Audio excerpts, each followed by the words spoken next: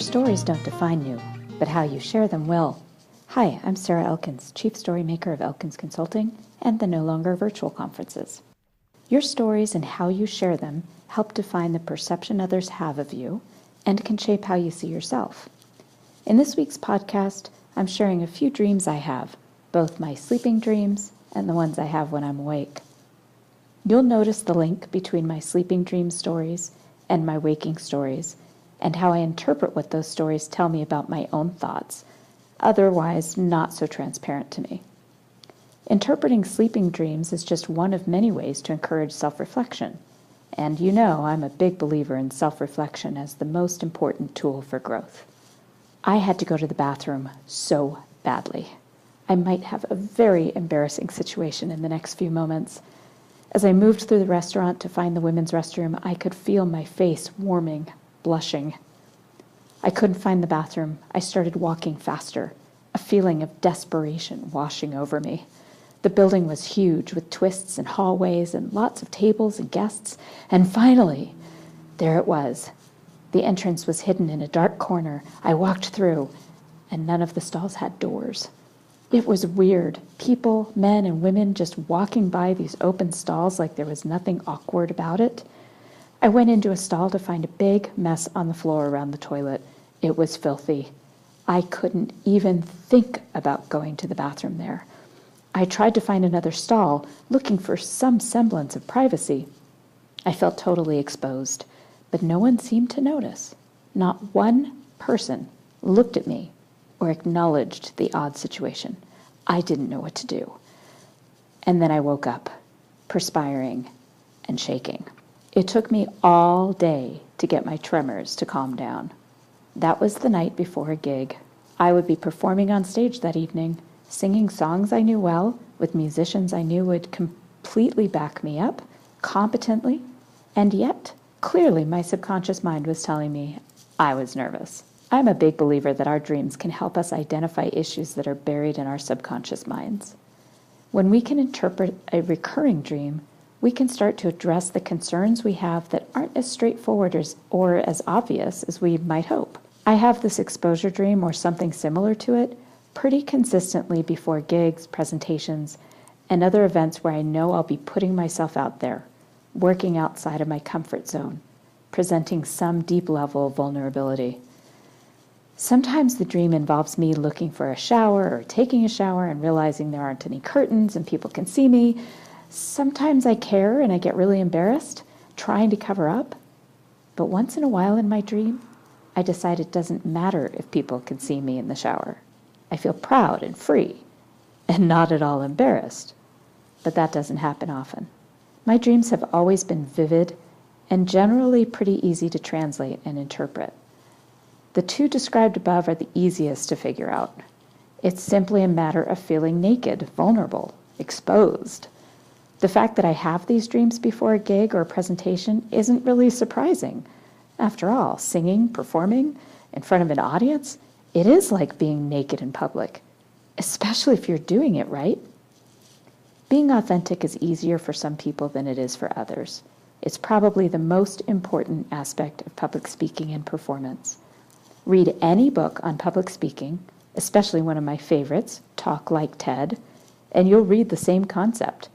Be authentic, because any audience can tell when you aren't, and they'll simply dismiss you and your message.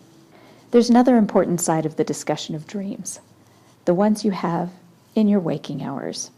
You know, the dream of owning your own business, or being your own boss, or being a rock star, or having a successful career, writing a book, being an artist. The list goes on and on.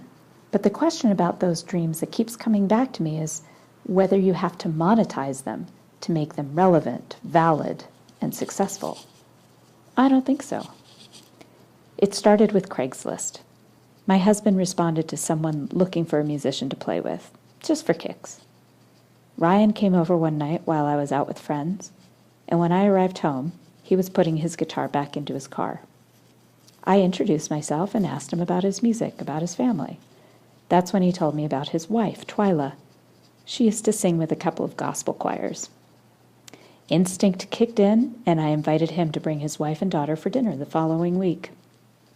We had a lovely meal, and while our boys and their daughter watched anime movies in the other room, I pulled Twyla into our music room and picked a song for us to try together. Neither of us had been singing for quite a while. For me, it had been about 20 years since I had done anything more than sing to our children. Neither of us had ever performed in a band. We were always choir people.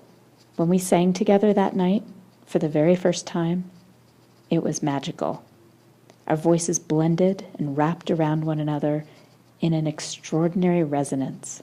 We had chills up our spines. The hairs on the backs of our necks rose as we sang together. There were moments when our voices were so well balanced, so completely entwined, it sounded like there was an organ behind us. One music night turned into a music night each week, which turned into 2 music nights some weeks. More musicians were invited to join us. Friends came by for dinner and to listen to us practice. Our house developed an incredible reputation for good food and great music. Ryan and Bob learned each other's strengths and weaknesses, challenged each other to practice and improve their playing. And Twyla and I were so inspired. We'd start a song and could feel our voices taking it to a completely different dimension. We experimented with songs that we had never heard performed with harmonies. Magical was an understatement.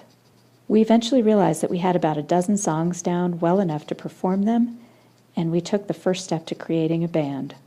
Open mic night at a local coffee shop. We had incredibly positive feedback. Now it was time for a band name, and the Perfect Jones was born. I had no idea that performing, that singing, was my dream. I never dreamed I'd be a professional musician. I never dreamed that people would pay to hear me sing. And now that it's happening, I realize it's a pretty wonderful dream, and one I'm not willing to give up anytime soon. When I talk about our band and performing, I get a huge grin on my face. Singing is my part-time job, and it doesn't pay very well, but it's my dream. So my question to you, do I have to monetize it to make it real or valid? Does my dream have to get bigger? Do I have to want more from it? I don't think so. I just have to keep wanting it, having fun with it, growing with it. Despite my sleep time dreams of vulnerability and exposure, I want to keep going. If your dreams are trying to tell you that you're stressed, anxious, feeling exposed, listen to them, acknowledge the fear, and find tools to work through it. When I wake up from one of those dreams, I take time to assess my fears in a clear, strategic way. I ask myself these questions. What am I really afraid of? What's the worst thing that could happen? How likely is it that that worst thing would happen, or that the audience would be nearly as critical of me as I am of myself?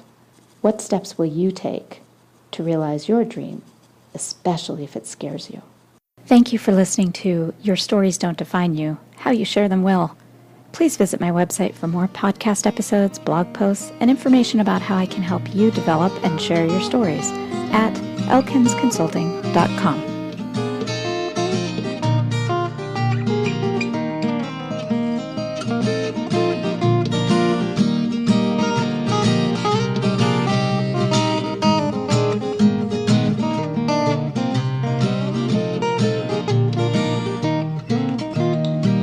Now listen to me, honey, while I say, how could you tell me that you're going away?